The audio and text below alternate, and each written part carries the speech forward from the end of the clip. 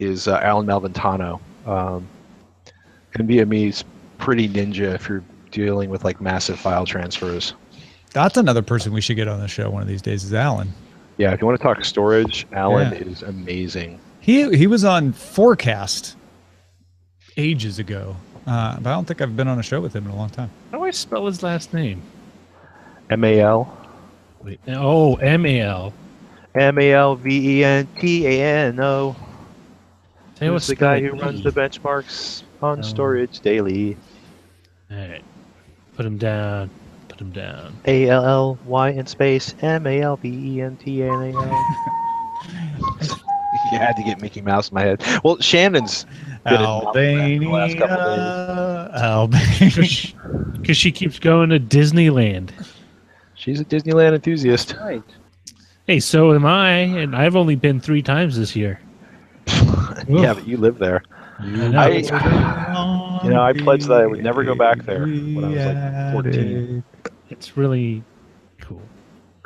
You know, it's the only place I've ever gotten churros from that wasn't like a taqueria, and the churros were actually cooked correctly, and they taste like they weren't like hard or been sitting around.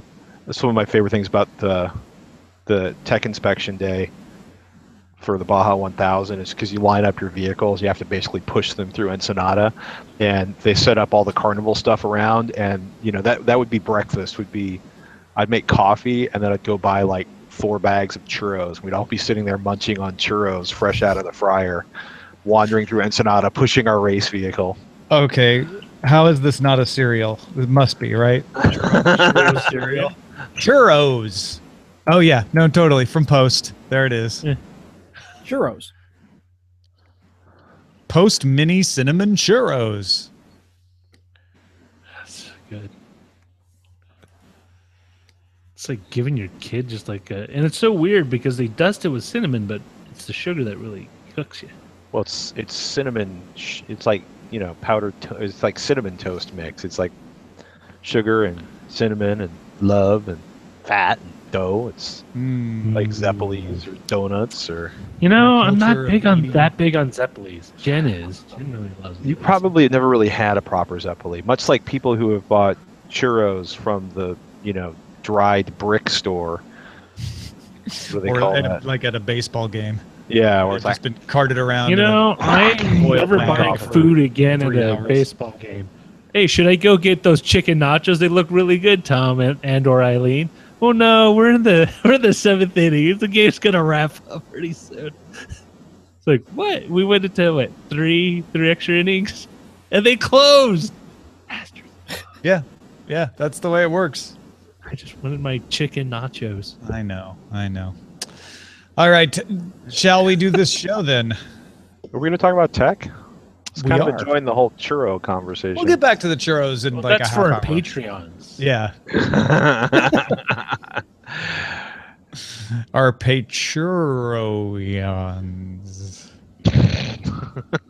That's a level. Yes. And Patrick, right now I am plugging Tech Thing. Was there something else? Tech Thing, AVXL is the podcast I do with Robert Heron. Love to mention AVXL. Yes. All right. That in there. Roger, you have control?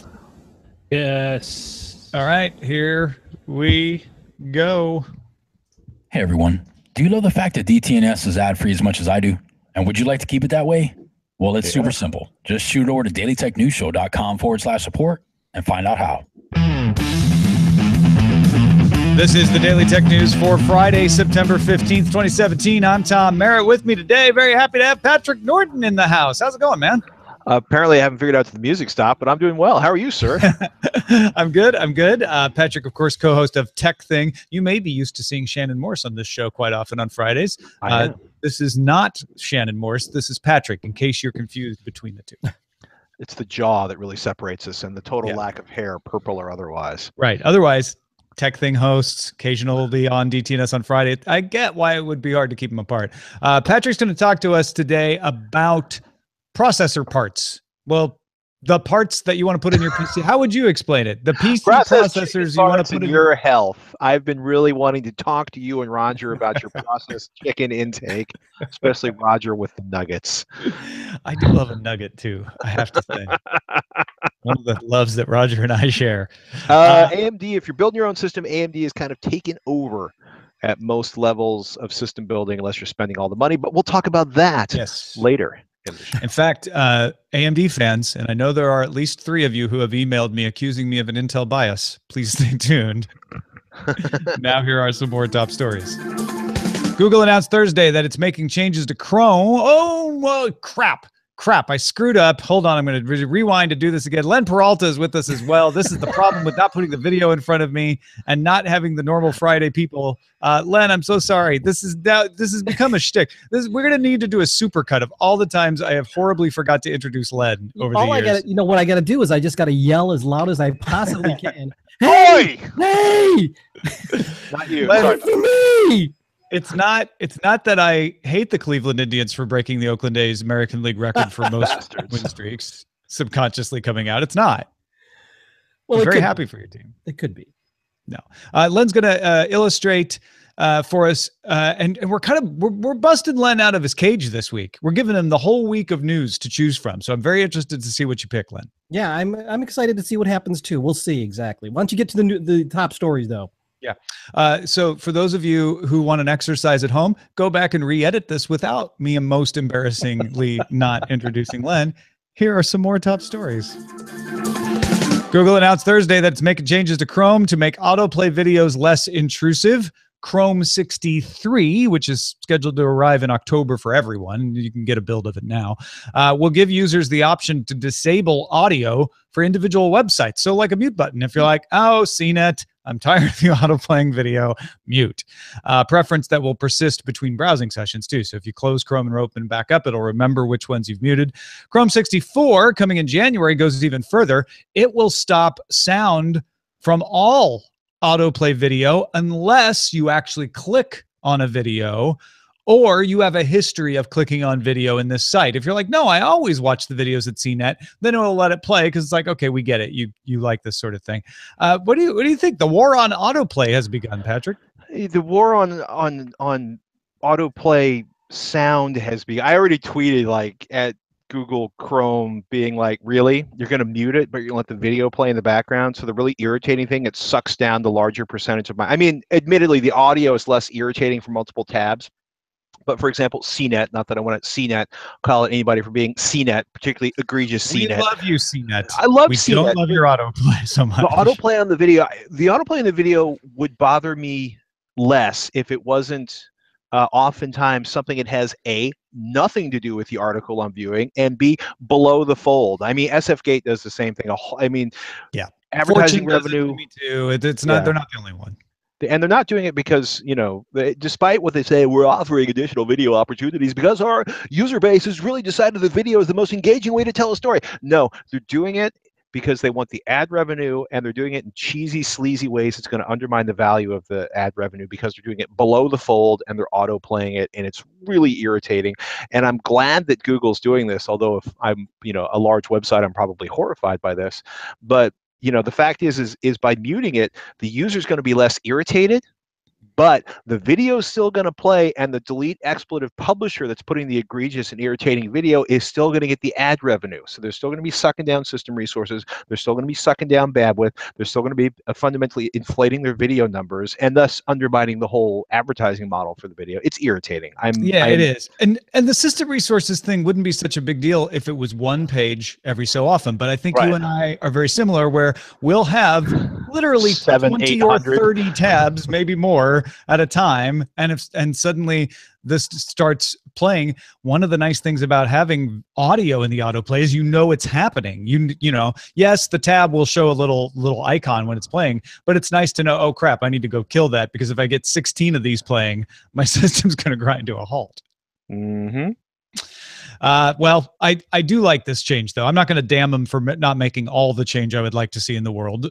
So I think this is a pretty good one, and it seems to, you know, give user control a nod that says, hey, you get to do this. I really like the muting thing, actually. Yeah. The Chrome 64 one, where it's going to think for me and decide when autoplay should be allowed and when it shouldn't. I'd like to have a little more control over that. And maybe I will. I haven't looked all the way into the controls there. Facebook announced Friday the opening of its 4th AI research lab in Montreal. McGill professor Joelle Pinault will lead the lab. She's an expert in dialogue systems and reinforcement learning. And Facebook is charging her with focusing the Montreal lab on computer vision, natural language, and video analysis. But of course, Facebook also, according to the TechCrunch article, according to the Fast Company article, hopes her expertise in dialogue will help with virtual assistants. Facebook has existing labs in Menlo Park, California, New York City, and Paris. That means half of Facebook's AI labs speak French, which means all AI will speak French, right? Conspiracy. No, what do you think? I mean, Facebook kind of lagging behind in the virtual assistant game, right? They have Facebook M, and you kind of have to be approved to get the most out of it. They don't want AI for virtual assistants. They want AI for predictive behavior. You know, I'm sober, right? I've been sober for a long time. The AI efforts at Facebook are about making every normal human being behave like me near a bottle of tequila. They want to suck you down the rabbit hole and keep you clicking on stories, and they will use every possible clock cycle and every circuit, like every server in the universe, known and unknown, whether it's speaking French, English, Swahili, or Chinese, in the effort to make sure that you are slavishly dedicated to your feed. Do you find it unusual, given your perspective on virtual assistants, that Facebook hasn't got one out there to compete with Siri and Google and Amazon? I don't know. I mean, I think they have so much data gathered in so many interesting areas in so many other ways. They're not as desperate about it. I mean, it's really interesting to watch Apple. It's kind of like Apple this week. They were like, "Hey, we're doing 4K because we practically invented 4K, and 4K is the future." And I mean, their 4K pricing deal is pretty fantastic for video. But you know, they're now catching up to like Roku, way behind for twice the price. And that, you know, of course, Apple's doing their like, oh, we need something in the home to capture this information. I think everybody's playing this giant catch-up game, I think, with Amazon. Google's playing catch-up.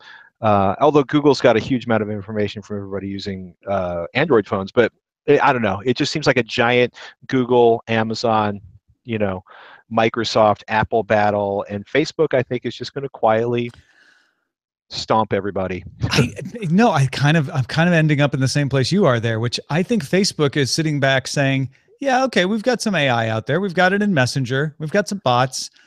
We don't think anybody's really cracked this. And we could spend a lot of time trying to catch Amazon, or we could spend a lot of time trying to jump in front of Amazon. Yeah. When we come up with the thing that we think is even better, that cracks all the problems that people complain, oh, it doesn't always understand what I say in context. And it often turns itself on by accident. Right. I think Facebook is really hammering down, like, let's fix all of these things and then trump them by saying, here you go. We've got the one that works.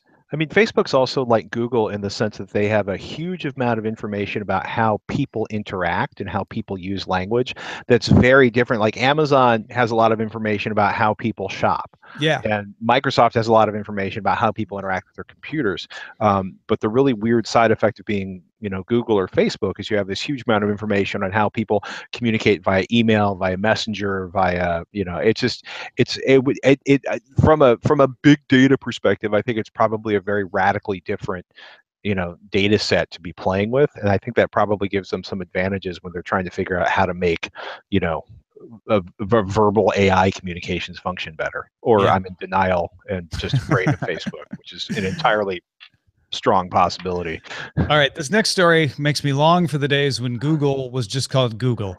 Axios and Bloomberg are both reporting that sources tell them that Alphabet, remember Alphabet is the holding company that owns all the Google things now, including Google itself. Alphabet has had talks to invest up to $1 billion in Lyft. The investment would reportedly be either by Google itself, Google, the subsidiary Google, or by Alphabet's venture capital arm, which is called Capital G. Get it? Because it's capital investments and it's Google.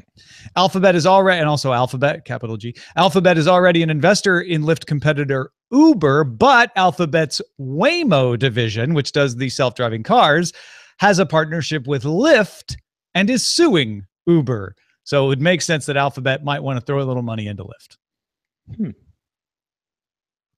That's kind of just leaves you saying, I guess the thing to take out of this is the fact that Uber, we all are very well aware with Uber's foibles, but Lyft has been able to take Uber's missteps and turn them into advantages, and this is an example of that. Well, are they just investing in both sides of the fence because they can, or because I think they invested in Uber before Uber became a problem, and now they're like, well, we've already got the money in Uber, fine. We don't like them because we think they stole trade secrets from us, and they're sort of a toxic asset these days until they prove otherwise. So let's put some money in Lyft, because Lyft seems to be doing things well. People like it. It's opening up in new markets. It's got great international partnerships. That seems to be a safe place to store some money. At this point, they've got so much money to store. Does it really matter? Or I don't know. That's why you and I are not running these companies. Yeah, probably. Because I would feel that way myself. They just throw money at everything. One of them is eventually going to win out. I mean, I've seen venture capital companies do that to their detriment, but I don't know. I keep waiting for Uber or Lyft. What's that? Do you take Uber or Lyft, or do you just never use ride sharing anymore? I very, very rarely use ride for sharing. I have used both Uber and Lyft. I have a friend of mine that works at Uber, so he would prefer that I used Uber at all times. So makes sense. Yeah. If I worked there, I'd probably feel the same way. But yeah. China online retailer JD is setting up a $500 million venture in Thailand focused on shopping and personal finance. JD will partner with a brick and mortar retailer, a huge presence. They've been around for decades, called Central. Central runs most maybe of the malls and department stores in Thailand, as well as a bunch of hotels, holdings in other real estate areas.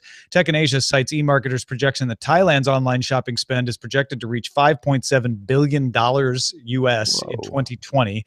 And companies like Alibaba and JD are starting to look outside China to grow their businesses. It's not that they're exactly reaching saturation in China, but things are so they're like, well, we need to go elsewhere in Southeast Asia. Alibaba operates the Lazada marketplace in Thailand and elsewhere in Southeast Asia already. So this is kind of the hot new growth areas for companies who are like, we need to get ahead of the curve.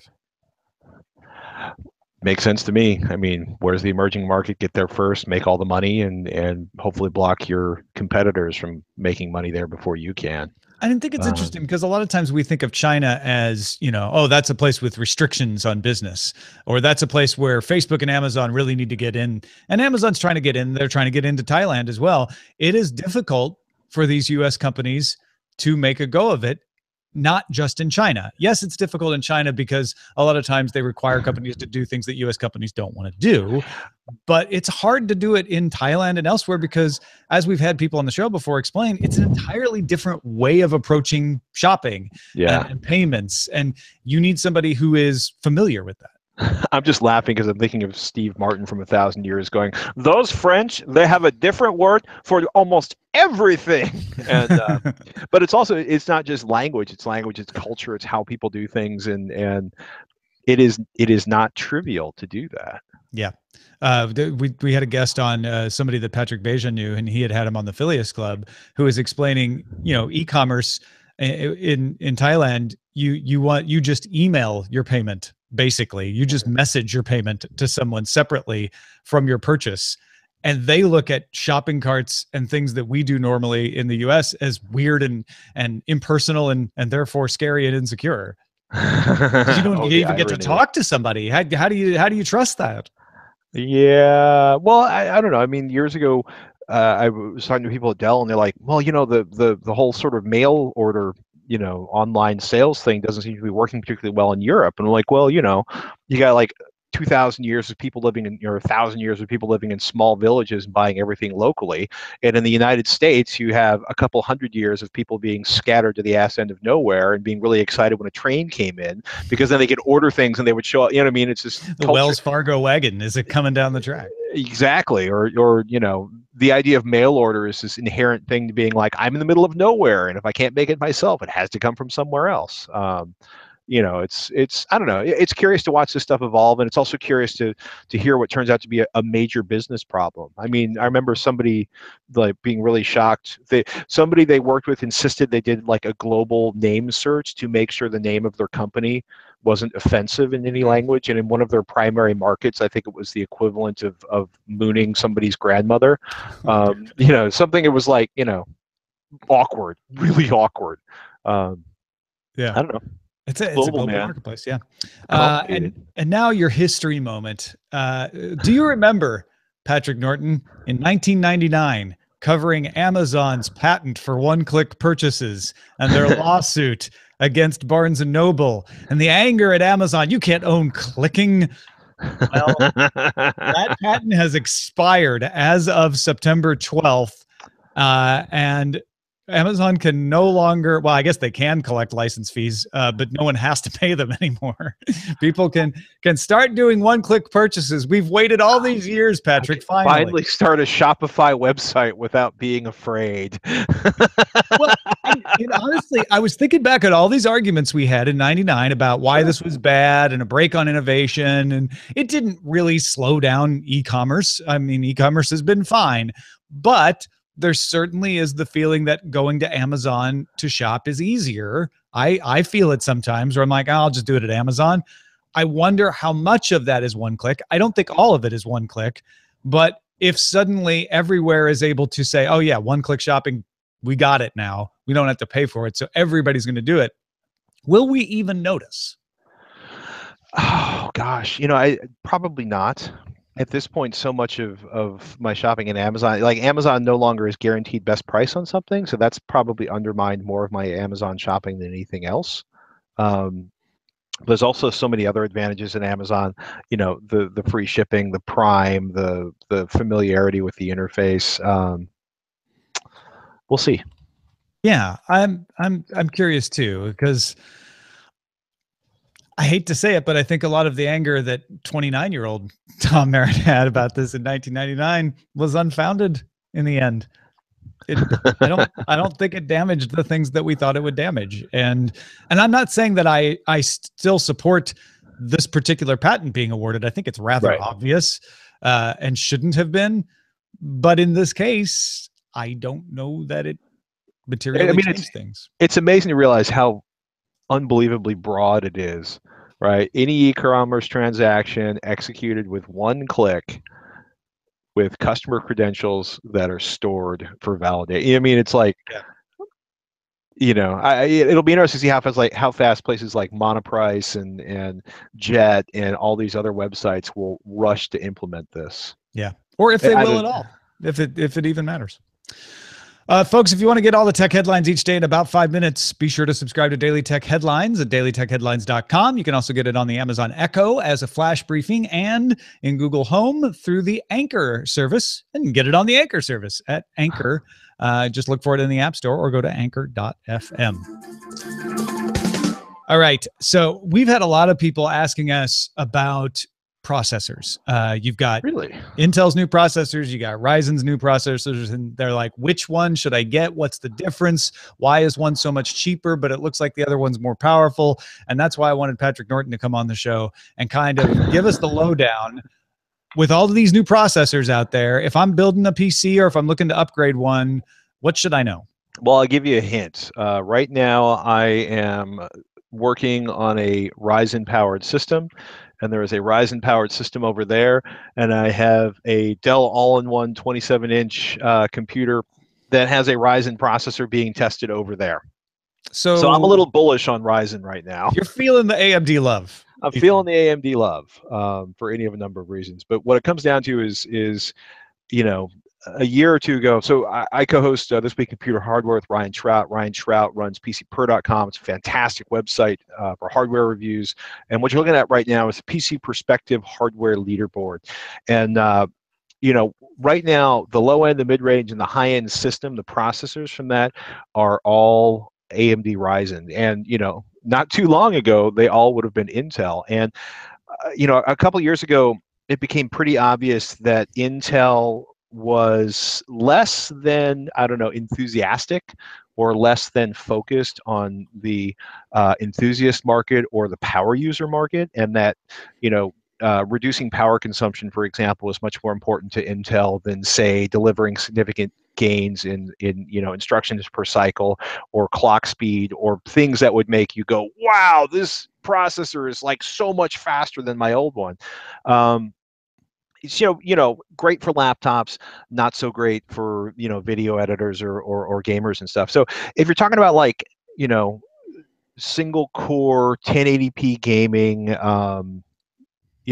Intel has an advantage in terms of, because they do the most clock cycles at the highest clock speeds, like the fastest gaming processor ever made. That's why you'll see the headlines say Intel has the more powerful ones, but AMD's give you more bang for the buck. Yeah, and when you look at it, essentially, when you look at a Core i3, Ryzen, it's essentially delivering you the number of cores and threads you would get off of, or as you say, an AMD Ryzen 1300. You're essentially getting, Ryzen 3 is the core equivalent of an AMD, an Intel Core i5, and an AMD Ryzen 5 1600 is like getting a Core i7.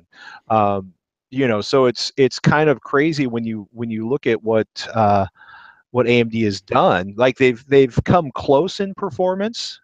They were way behind in performance. Now they're close in performance, and then they've basically decided to give you like, oh, for $240, we're going to give you a 6-core, 12-thread processor. Or you can go spend the same amount of money and get a 4-core 8-thread processor. And if you're doing, go ahead. No, I was just going to say, so the shortcut is, if you have a certain amount to spend, that's not the full amount that you could possibly spend, you're going to get it right, because it's going to be the better buy. Yeah. If you want to get the most power and money's no object, then maybe it's Intel. Yeah, I mean, right now, if you look at like if you're spending like $3,000 on a system, if you're going to spend $1,000 on a processor, the Skylake X, the Core i9 7900X, 44 PCI Express lanes, Optane support, some pretty ridiculous performance, but it's an $1,150 processor. If you're looking at like a $1,500 system, a Ryzen 7 1700 is pretty amazing, right? Part of what's really cool about what AMD has done is all of their processors are unlocked, so you can overclock them. Some of their motherboard chipsets support overclocking, some of them doesn't.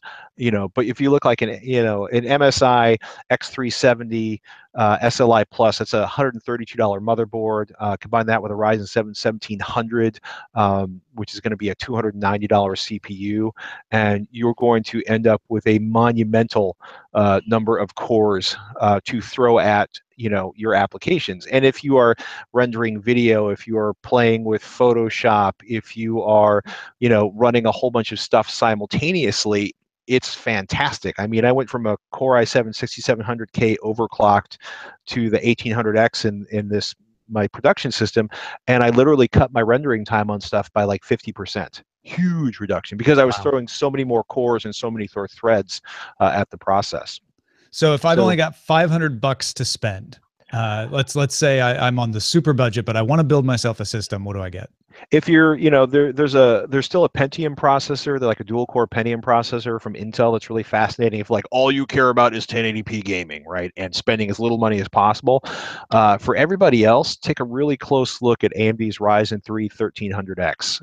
The low-end system that Ryan and the crew at PCPer put together, it's an Asus Prime A320 motherboard, which is essentially the budget line of the A320 series motherboards in the budget lineup for the AMD Ryzen processors.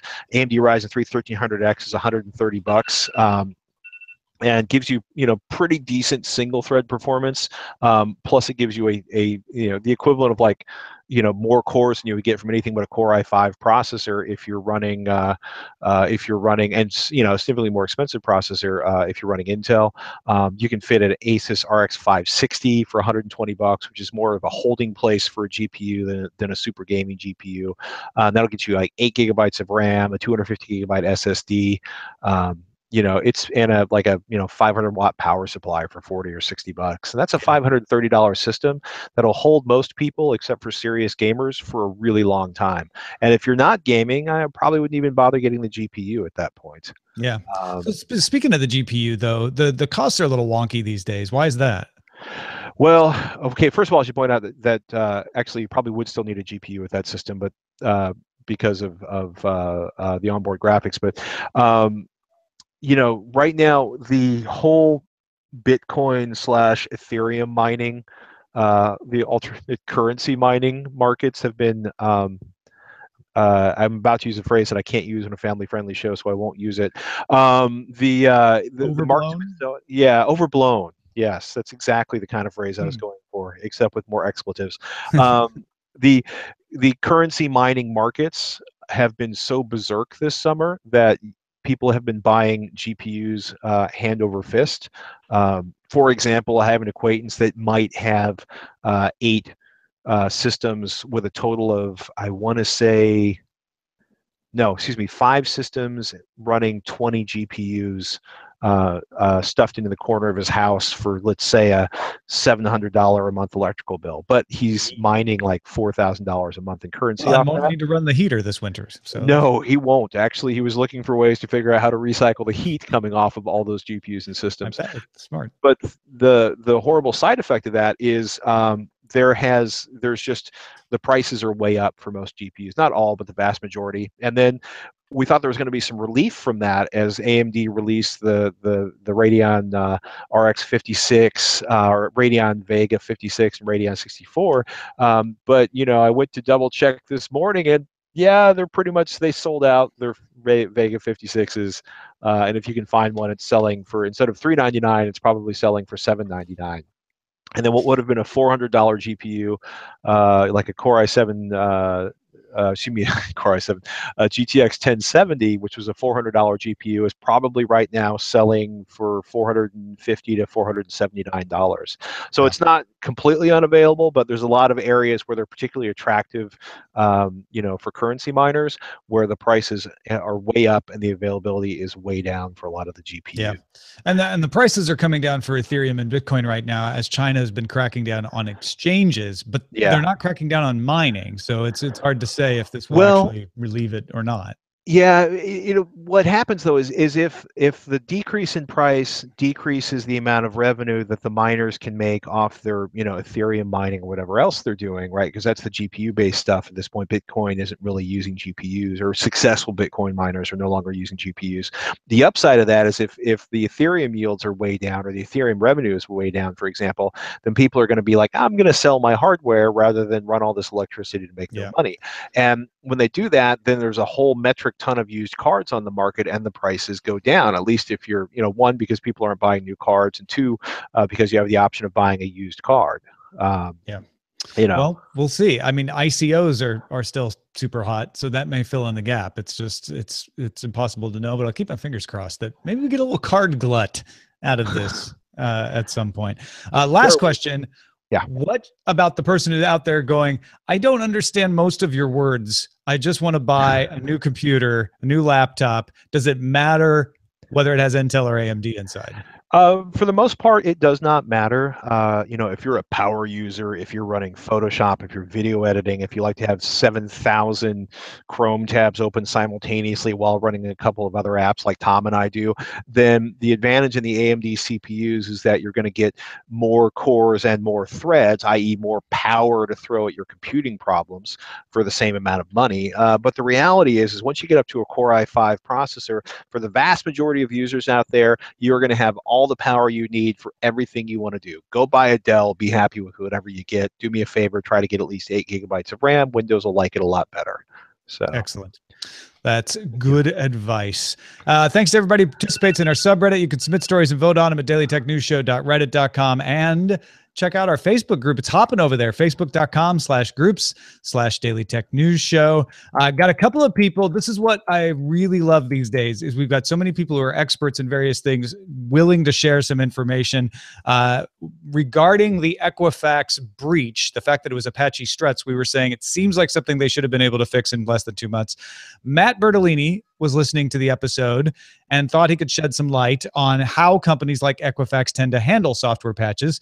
He said the patch that the Apache Struts team made was most likely a very surgical change and completely backward compatible with the previous version of the framework. Apache is usually very good about maintaining compatibility. Now, my understanding is that you did have to reinstall the framework from scratch, but he says 2 months should be more than enough time to perform this sort of upgrade if they were already keeping their software libraries and frameworks up to date. Matt says, I've been programming Java for over 10 years. Most of the companies I've worked for have had several frameworks like Struts that were severely out of date. None of the engineers and managers had any interest in upgrading these libraries because they were working fine. The phrase, if it ain't broke, don't fix it, would oftentimes be thrown around from managers. I would often find myself being the only person in my team beating the drum about keeping libraries up to date so that security patches could be applied quickly and easily. Now, he goes on in more detail if you want to read about it, but essentially the gist is if you weren't keeping up the libraries, then suddenly that patch in March becomes a very complex and difficult thing to implement. And that could be one of the reasons it took so long. And then another person emailed in and said, I work with Equifax and their business banking teams on a daily basis for the past year or so. I've also worked with the enterprise security team for more than 5 years at my previous company. It really comes down to the simple fact of money. Equifax makes the majority of their money from financial services unit, not the consumer credit arm. Therefore, my estimation after speaking to friends and colleagues is that the attention to detail was removed from all other business units to focus on the more profitable financial services business units. No. I know, shocking, right? As a side note, there has been very recent large layoffs and reorganizations that may have also led to the site being missed in standard scans. Just thought this could add color to the situation. Thanks again for a great show. So appreciate being willing to share a little bit of that insight too. Not surprising in either case, but good insight nonetheless. And now for some scary maritime hacking news. James Thatcher, Big Jim from Tech and Trade.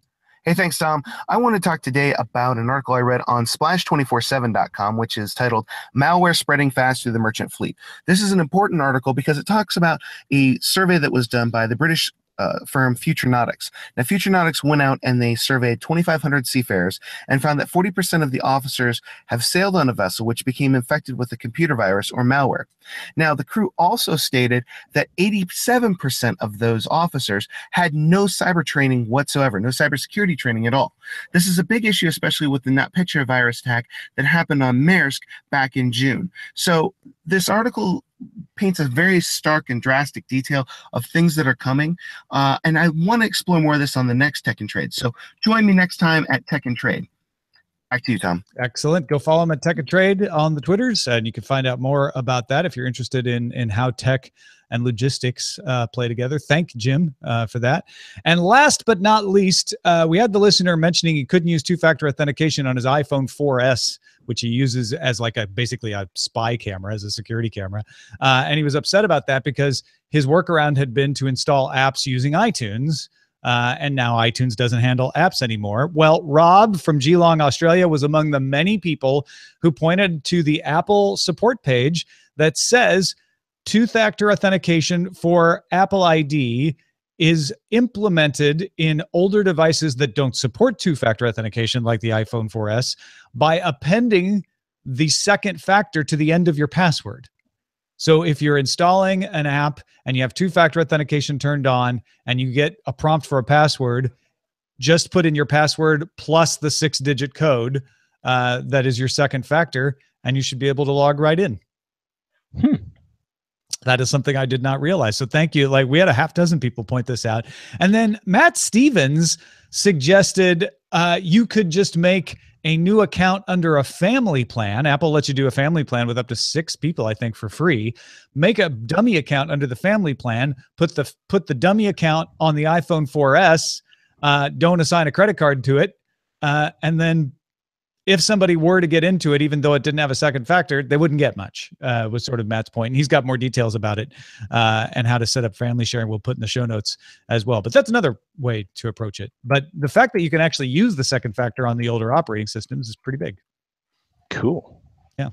And then finally, Dave Southard said, you missed one huge result of removing App Store from iTunes. Web page links to the App Store buy icon. He says, for me, this will be a big issue because sometimes while on a desktop, I do a Google search, get the iTunes App Store link, click it, and just know it'll install on my device. I'm really going to miss that feature.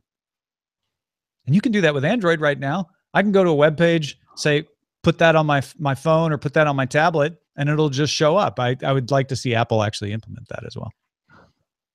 I'm just disappointed I won't be able to rearrange my icon. Like, I'm afraid to update to the new version of iTunes because I might not be able to rearrange all my icons on my screen anymore. That's what I'm afraid to find out with the new version of iTunes.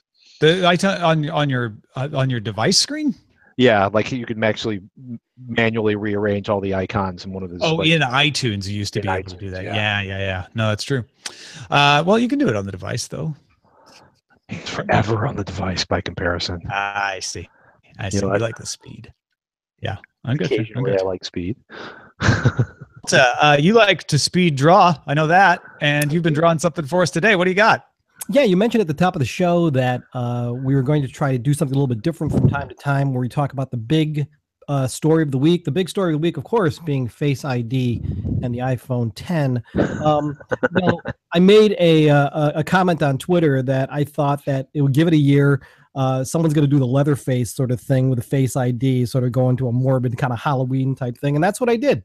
I drew Leatherface in this week's drawing. How does Face ID working for Leatherface, Len? I'm in the Halloween spirit, so there you go. Leatherface saying Face ID not work for Leatherface. Leatherface should have bought iPhone 9 instead. So there you go. Oh, Leatherface. Oh, that's Leatherface. So Leatherface. You silly guy, you. So go check it out. Leatherface trying to use Face ID. It's a brilliant piece of art, I have to say, Len. You top yourself every week. It's amazing. Oh, thank you so much. Go to lenperaltastore.com and take a look. Or you can also back Len on Patreon and you get access to these as well, right? That's right. Patreon.com/Len. Check it out. Now, another way to get access to some of Len's art is to become an advisor at our Patreon at $30 a month. You get a bunch of perks, but one of them is a free digital version of one of Len's past art entrants. And the other things we're going to get is if we get to $20,000 a month, we're going to import DTNS Labs. We're going to start DTNS Labs where we try out new show ideas, new segment ideas. We're going to add a monthly roundtable show at the end of every month. And we're going to get Sarah Lane on the show. Hey, DTNS patrons, Sarah Lane here. When we hit the $20,000 milestone on Patreon, I'll be joining Tom as a regular co-host alongside of the rest of the DTNS co-hosts. But that's not all. Reaching that milestone will also bring you expanded roundtable shows, DTNS Labs, and a lot more. But we need your help. Just go to patreon.com/DTNS and help us out at the amount you can and check out the cool rewards there too. Talk to you soon. We are only $400 away. Thank you so much to everyone who has supported the show at patreon.com/DTNS. Our email address is feedback@dailytechnewsshow.com. We're live Monday through Friday, 4:30 p.m. Eastern, 2030 UTC at alphageekradio.com and diamondclub.tv. And our website is dailytechnewsshow.com. Back on Monday with Veronica Belmont. This show is part of the Frog Pants Network. Get more at frogpants.com. Diamond Club hopes you have enjoyed this program. Now, before we go, I did forget. See, I forgot Len at the top of the show, and I forgot Patrick Norton at the end of the show. God darn it, Patrick! Okay. I don't want people not to know that not only do you do techthing.com, not only do you do This Week in Computer Hardware, but you've also got avxl.com. Yeah, Robert Heron and I missed doing HC Nation together, and we started a podcast called AVXL where we talk about home theater, HD, UK, 4K, speakers, headphones, all that good stuff. So that's avxl.com is the website for that one. AV, and then Excel, like you spell the spreadsheet, EXCEL, or excellent. You know, you get to a certain age, you start to realize there's just not a lot of URLs left. Yeah. So, and to help me feel better about that screw up, please go subscribe to avexcel.com. Diamond Club hopes you have enjoyed this program. All right. Maybe I should start looking at my rundown. I don't know. Says it right there. I made the joke I like being able to get in your grill about stuff. So you have the right to. That's for sure. Hey, Ken from Chicago. Maybe I might be able to fix it. Don't even bother. Warts it all. It's fine. You know what it is we used to thank Len last for a long time, and we've recently changed to going to Len first and then saying goodbye. And it's different. Creature of habit. Sometimes you come to me last, but sometimes you go to the guest first. First, yeah. Well, we go to Len first because everyone wants to chime in on the art. Yeah. So anyway, it's okay, Tom. We get to $20,000. I'll stop screwing up so much. We'll buy you a lifetime supply of ginkgo. Wait, is that the memory one? Or is it? You know, I joke, but at the same time, if we have more people working on the show, then maybe I'll be able to focus. You need a personal assistant, is what you need. Yeah, maybe. What do we got for titles there, Roger? Titles.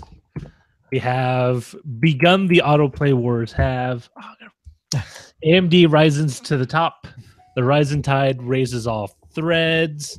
What was the one after that? Autoplayocracy. Tom misses 29-year-old Tom.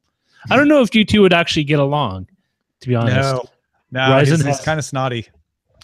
Like, I think you would find yourself insufferable. Ryzen has the mojo. And Roger knows. Because he knew me. Will AMD Ryzen fall? Oh, crap. Less Skynet. I like that. It's a little fall. I'll say. Viva la Facebook. Don't click to buy them all. AMD's Ryzen Star. Some of those, I think we used one of these AMD ones before. I like the AMD Ryzen's to the top or something like that. The Ryzen tide raises all threads. Patrick, do you like that one? I like. Do you like the Ryzen tide raises all threads? Raises all threads. Yeah. Nice. You like that one too, Patrick? Yeah, you know, the one thing I didn't point out was that basically that the Ryzen stuff doesn't have onboard GPUs, despite the fact that some of the motherboards have the capacity for it. But yeah, a Ryzen tide raises all threads. You started to mention that. I started to, and then I just realized I was going to go down a long and boring rabbit hole for the vast majority of humanity. You know, or at least it felt that way inside my head. I should have just let you cut me off. Well, once your PC needs extend beyond gaming, and you're like working in like all of Creative's cloud suite, like 5 of the applications at the same time, the thread things really becomes important. Yeah, and the memory. Yeah, it's funny because somebody's like, "Oh, I've got a," you know, they're basically like, "I have a laptop with like 2 cores and 2 threads and 12 gigabytes of RAM," and I was just, they're like, "What should I buy?" And I'm like, "Almost anything you buy today. This 5-year-old laptop, like almost anything you buy today to edit video is going to spank it." But yeah, it also amazes me. People are like, "Oh, you know, I'm running 4 gigabytes of RAM," and I'm like, "Go get another stick of RAM. Call me back." Oh my God, that's amazing. Yeah. Yeah. You know, it's weird because Premiere itself doesn't occupy that much RAM, but once I use dynamic link with Adobe After Effects, that's when things really get like obnoxious, but it doesn't speed up. It just gets less slow, if that makes sense. Yeah. Like, but sometimes less slow is it's really definitely nice. It's definitely an advantage. Well, the great thing is it doesn't need to cache as much because when you dynamically link from After Effects, it's not actually rendered. And so it has to bring everything into Premiere. And it's kind of flaky sometimes, like, oh, crash. Yeah. But when it works, it's awesome. Puget Systems did a really great article on recommended hardware for Premiere Pro, you know, looking at performance on the processors, you know, the memory, storage, video cards, and it's a really nice thing because they basically went through and played around with a bunch of sort of, render previews and exports and looking at performance. And it's interesting to see, like, going from a GTX 1070, which is, normally a $400 GPU, to a Titan XP, which is a $1,000 GPU, only gets you about a 20% gain on renders and exports. But they're also just like, if you're doing 1080p video editing, get 32 gigabytes of RAM. If you're doing 64K, or if you're doing 4K editing, get 64 gigabytes of RAM. I mean, as long as you get something that accelerates Mercury playback, you should be good. But a lot of creatives applications are still heavily CPU bound. Yeah. And if you had the choice and gaming wasn't the top of your list, you can kind of skimp a little bit on your video card in favor of a faster processor or more RAM. Yeah, but I mean, for like exports especially, CPU is a huge deal. Yeah. Going from a Core i7 7800X to a 7820X, where it goes to like just adding 2 cores and maybe a 0.3, like a 300 hertz boost, that's giving you a 20% boost in exports, which is a huge difference. And that's what's so crazy about the AMDs, right? Is what would be a $1,200, $1,000 processor on the Intel side, you're getting that many cores for like $475 now from AMD. So that's a huge deal. I would totally spec out a Ryzen system, if not for the fact that I probably have another 4 years on my PC. And that's the thing, for a long time now, people have said, oh, it's not worth building your own PC anymore. You don't save the money, but there are other advantages to building it than just saving the money. Well, getting exactly what you want. Yeah. Not violating your warranty if you change something. Yeah. And go ahead. Oh no, especially if you want to get a system that's. I mean, they don't sell any of this not the Sandy Bridge Ivy. What's the board that replaced the old Sandy and Ivy Bridge Extreme boards of 2011? Oh boards. Man, I couldn't even think. But basically, you can't buy that really outside of like a boutique maker and spec it out that way. You have to build it yourself. Yeah, I don't know. It was also pretty crazy. I mean, the beginning of last year was when things kind of went berserk. We were laughing, when every motherboard vendor released, literally, it was last spring, there was an average of 30 to 34 new motherboards from every motherboard manufacturer that spring. And it's like, I get that they're trying, a lot of this stuff is stuff that's only going to go to manufacturers or integrators or whatever, but it was one of those moments where you're like, this is just out of control. And the prices were anywhere from like $130 to like $400, depending on how many LED integrated lights and party features were integrated into the motherboard. It's just like 34, really? Disco balls. Yeah, this is out of control, people. Just give me lots of PCI E lanes. Lots of RAMs, a lot of RAM capacity. So I've actually been meaning to check with somebody who does this a lot. Adding RAM still helps, huh? We haven't hit the outer limit there. I would in terms of like, I am a normal user, I would say get 8 gigabytes for everybody. Just, it's so cheap. Just throw 8 gigabytes at it. If you're a power user, start with at least 16. Okay. That makes sense. As soon as you get into content creation, then I keep feeling like we're going to hit that wall like we did with processors at some point, where it's going to be like, 16's pretty good, and adding more doesn't give you that much more. It's I think elsewhere. And I think for most people, 16 gigabytes of RAM is a lot of RAM. For anybody who doesn't edit lots of photos or if anybody doesn't edit lots of photos or video or audio or something where they're doing like, I am doing big content creation, I am dealing with a giant database, I am rendering stuff over here while I am doing other things over there. But the other thing is the way they've set up Windows now is Windows will basically lay off your most, it'll take advantage of the extra space in RAM that your applications aren't using to basically store stuff that's useful for the operating system. It does its own RAM disks. Yeah, it's not wasted. You may not need it, but especially for OS 10 and Windows, I'd say everybody should have at least 8 gigabytes of RAM. And if you're running 432 tabs simultaneously with 3 or 4 other applications, then 16 gigabytes is not a bad idea. You know, if you're going to spend more than $150 on a processor, freaking buy 16 gigabytes of RAM and be done with it. I would safely say if you plan on editing video, you actually don't really need more than 16. But generally, if you're going to do it for a living, you're going to want more because you're going to need to use at least 2 other applications. You need to use After Effects. You need Photoshop. And it's pretty much guaranteed because there's no other job. Like no one just does video editing anymore. You need to know some level of After Effects. I mean, RAM's so cheap right now. Well, it's cheap, but it does really speed things up because it has to manage all that in RAM and it makes it so much snappier to improve your system. Well, that and with people moving to 4K video, I mean, when you're trying to manipulate 4K, 8K, you want more space. Yeah, but I mean, you're looking at like, you know, decent 16 gigabyte RAM kits are like, you know, $130, $118. I mean, and Len, you work with a lot of intensive stuff doing. My iMac, I just checked. I was like, I think I had 16, but I'm maxed out at 32 on this. 32 gigs of RAM. Is that right? Yeah, that's probably right. Stranger things will have happened. Yeah, because I do video, I do audio, I do podcasting, I do drawing. I need it to be snappy and quick. And I usually have a lot of reference photos up. So yeah, it's the cheapest way to add more power to your computer for sure. Also get an SSD. Oh, if you don't have an SSD, just go buy one today. Like, don't ditch your spinning hard drive, but just get an SSD as a boot drive. Tweet Patrick pictures of your high capacity SSDs. SSD prawn. Like I have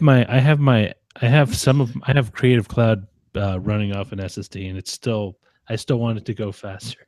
And take a look at the NVMe stuff. Yeah, I mean it's crazy, right? An 850 EVO 1 terabyte. Yeah, it's still about $330, and a Crucial MX 300 1 terabyte SATA SSD is $285. NVMe stuff's going to be a little more expensive. What's the difference between NVMe and the others? More, better, faster. It's just a faster interface. For NVMe was essentially designed for modern SSDs. Yeah. Well, so a lot of this. Go ahead. Oh no, sorry, I didn't want to interrupt you. I was just going to say SSDs right now when they run off a SATA interface, it's an interface designed for hard drives, and so in some ways it's artificially limited by that. Right. Yeah, you're kind of shoehorning them in. Yeah. So. I do all of mine on RS-232 ports. All of it. Seems to slow things down. It's starting to turn it into an XKCD cartoon. Yeah, pretty quickly. Speaking of speed, I'm going to go check my Xbox One and see if NBA 2K18 has downloaded. Oh, go Cavs. Yeah. I want to see how Isaiah Thomas plays on that game. Hey, look, before you go, Len, I just want to say once again, I'm very happy that you broke a Cubs record, that your team has broken a Cubs record. It makes me very happy. How bad is it hurting? 23. And finally, Cleveland gets a victory over the Cubs in a way. Go get the Giants next. I'm fine with that. That's fine. Yeah. Well, you know what? The big thing, right, is that 2 of those wins in the Giants were not consecutive. They were ties. Well, no, but they back in those days. I will defend the Giants on this. Back in those days, when you played a tie, they recorded it, but it didn't count, and they started the game over to find out who would win the next day because they had to. It was a tie because they ran out of light. They didn't have the lights on the field. Right. So even though they're ties, they weren't decisions that broke it up. It was more like, oh, we just have to stop playing and start over tomorrow. But does that really count as a consecutive quote unquote win? It actually makes it harder to win 26 in a row because you just played an entire game that doesn't count, essentially. Yeah. Okay. Well, I honestly think, I mean, we're only 4 away from tying that record. Mm-hmm. I think it's absolutely possible. I don't know. It's weird to watch them win so much. It's just crazy. They always find ways to win. Is it just unsettling? It is. It's like last night I thought, oh, this is over. I was like, oh, I'm the bad luck. I finally watch an Indians game during the streak and they lose. And then they didn't. I couldn't believe it. It went into extra innings, and they won it on a walk-off, which was just unreal. So yeah, this town is going crazy. So I'm sure. We'll see how it goes tonight. Yeah, this homestand is going to be very interesting. So, all right. Well, thanks again, Len. All right, take care, everybody. Bye. And thank you, Patrick, as well. I'm going to end the broadcast now, but we will be back on Monday with Ms. Belmont. Ms. Belmont.